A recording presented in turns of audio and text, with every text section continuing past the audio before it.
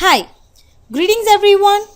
In this video, we will understand how to save and clear a baseline. When the customer or the stakeholders approve your project plan, your next step is to save the baseline in the project. You can also save additional baselines at later dates, for example, to record significant changes to the plan or to track trends and project performance. If you don't need a baseline anymore, you can clear it to remove its values. But before you save a baseline, you want to make sure that your schedule has everything in it. Basically, it needs to be what the stakeholders approved. Then to save the baseline, on the project tab, click Set Baseline and choose the Set Baseline on the drop down menu.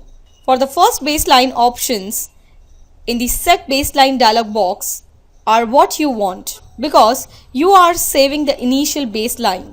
It's called the baseline. So I'll go to the project tab here. I'll click on Set Baseline. Now here, if you see, we have a baseline. For the first baseline, the option is Set Baseline dialog box, and because you are saving the initial baselines, it's called baseline here. And compared to the baseline 1 through 10, which are other 10 that you can set. Other option is for the entire project. It's the first baseline, so what you want to do is save the entire. It's the first baseline, so you do want to do that, save the entire project. So just click OK. When you do that, what happens is these fields that you see here, the scheduled values, duration, start, finish, cost, work, all get saved to the baseline field.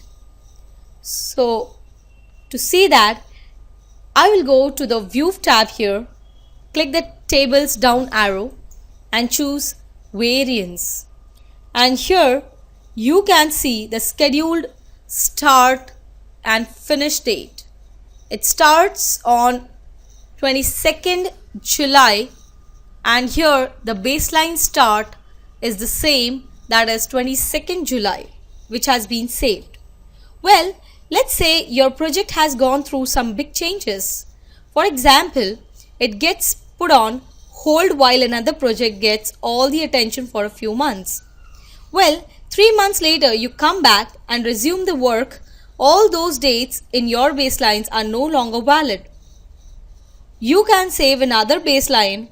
In this case, click the baseline down arrow key in the project tab and click on the drop down, say Set Baseline. Now here, if you see that your baseline was saved, your last baseline was saved on the date 22nd July 2014. Now here I will save another baseline with the name baseline 1 and say OK.